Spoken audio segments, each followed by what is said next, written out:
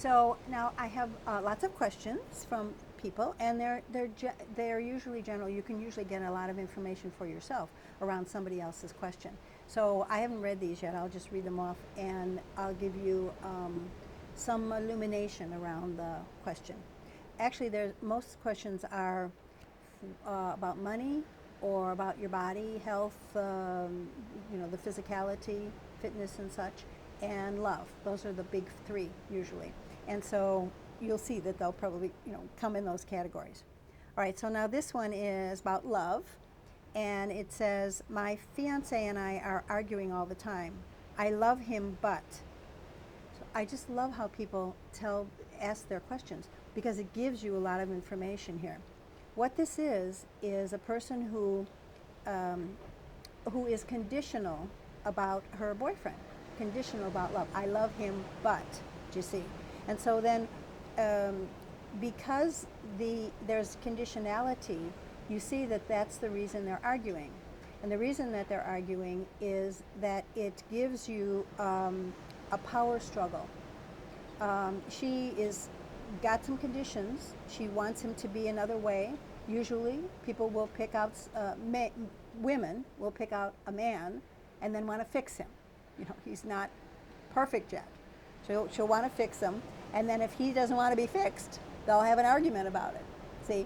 So what you might consider is pick out somebody who's already molded, because, then it won't get moldy. This just works out much better.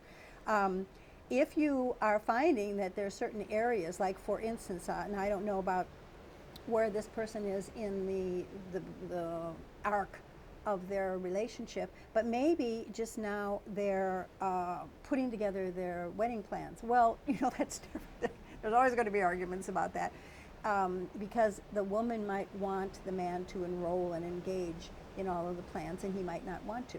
I think that's maybe where they are here, because otherwise she wouldn't call him my fiancé. So what's happening here is there's a lot of negotiation going on. And when you're finding that you're in argument, it's because you're negotiating how you're going to go forward as a couple.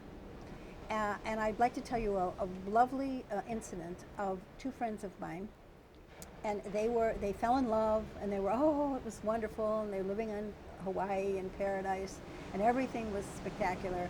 And then they went to shopping, to the food market, and she was rolling along the cart and picked out, no, it was him. It was he picked out the peanut butter, and everything in her caved in and closed down, because he picked out crunchy peanut butter, and her favorite was smooth.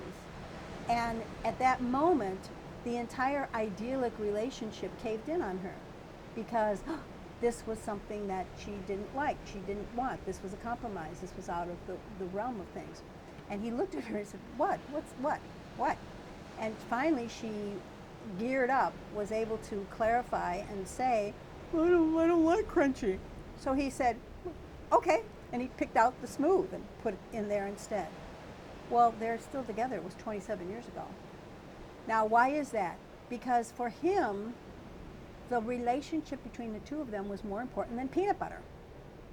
And so you could do a couple of things. You could either A, get both. Why? Why not? Why not have crunchy and smooth? Everybody can have what they want, do you see? But what they discovered at that moment, and what they practiced and cultivated for the next 27 years of their life, and still growing strong, was that they were more important. They cleared their priority of what it was.